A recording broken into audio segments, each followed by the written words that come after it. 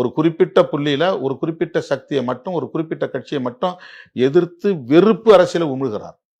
அந்த அது வந்து மாசை வந்து எமோஷனலாவே வச்சிருக்கணும்னு நினைக்கிறாரு. அவங்கள வந்து எஜுகேட் பண்ணி அவங்கள காம் டவுன் பண்ணணுங்கிற எந்த முயற்சியும் அவர் ஈடுபடல.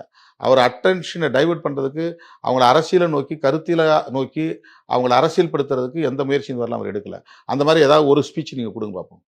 அவர் வந்து சமூக நீதியை பற்றி பேசியிருக்கிறாரு, மாநில உரிமைகளை பற்றி பேசியிருக்கிறாரு. இந்துத்துவ தேசியம்ங்கிறது வந்து மதவாத அரசியல், பெரும்பான்மைவாத அரசியலுங்கிறது இன்னைக்கு இந்துத்துவ தேசியமா இருக்கு. இதெல்லாம் நாட்டுக்கு நல்லதல்ல.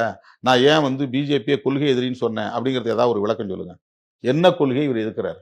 பிஜேபியினுடைய கொள்கை என்ன? அதை சொல்லணும்ல தன்னுடைய தொண்டர்களுக்கு.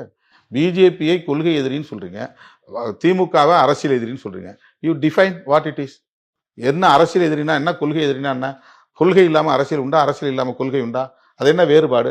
இதெல்லாம் பேசுறா தானே எஜுகேட்டிவ் ப்ராசஸ். இதுதானே தொண்டர்களுக்கு தெரியும். அப்ப தலைவர் வந்து இந்த நோக்கத்துக்காக தான் கட்சி தொடங்கி இருக்கிறாரு.